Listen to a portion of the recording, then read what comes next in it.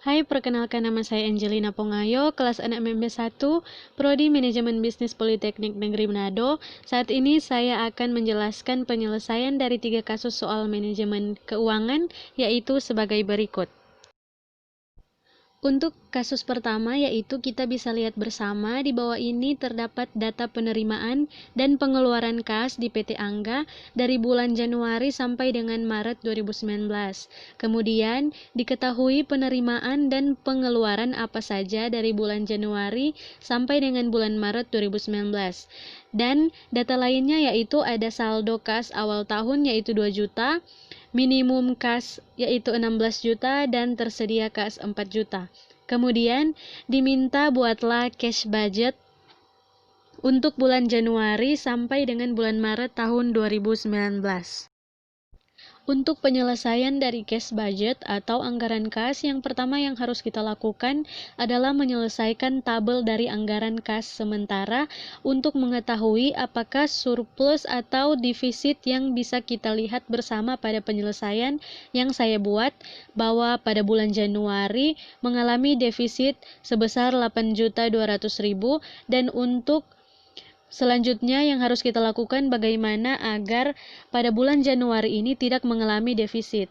Penyelesaian selanjutnya yaitu membuat pinjaman bulan Januari karena pada bulan Januari ini mengalami defisit dan kita gunakan rumusnya yaitu jumlah defisit bulan Januari berjumlah 8.200.000 ditambah dengan saldo kas minimum berjumlah 16 juta dikurang dengan saldo kas awal tahun yang berjumlah 2 juta dan ditambah bunga pinjaman yaitu 1,5% menjadi 0,015, maka hasilnya adalah 22.533.000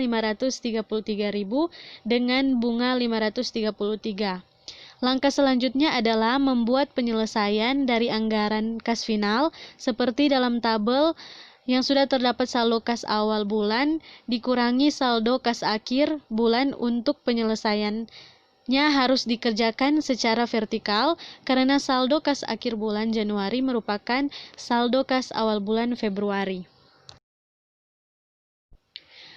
Kemudian kasus kedua yaitu suatu proyek investasi membutuhkan dana investasi sebesar 600 juta dan diharapkan mempunyai usia 4 tahun dengan penerimaan bersih, dan pada tahun pertama yaitu 150 juta, tahun kedua 250 juta, tahun ketiga 300 juta dan tahun keempat 400 juta dengan bunga 21%, maka hitunglah besarnya net present value. Penyelesaian net present value seperti pada tabel berikut ini, di mana net cash flow dari tahun pertama sampai tahun keempat sudah diketahui dan suku bunga serta investasi proyek atau usaha juga sudah diketahui. Untuk penyelesaiannya kita harus menyelesaikan faktor PV terlebih dahulu, yaitu dengan rumus 1/1 tambah bunga pangkat N. Jadi 1/1 tambah dengan bunga 21% pangkat tahun pertama.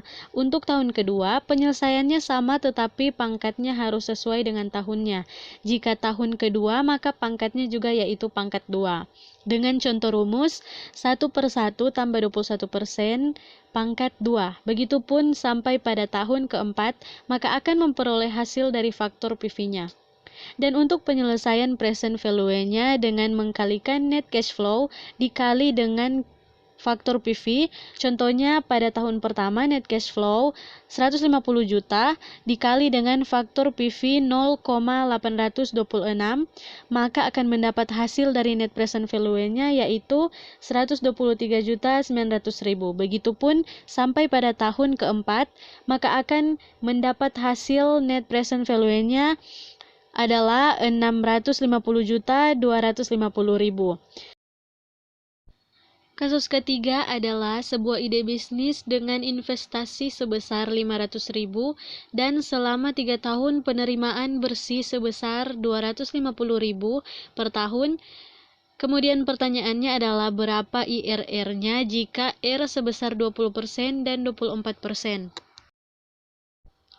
Untuk penyelesaian internal rate of return atau IRR seperti pada tabel berikut, di mana ada cash out, cash in, net cash flow, dan discounted cash flow. Penyelesaian pertama yaitu net cash flow, dengan rumusnya yaitu cash in dikurang cash out.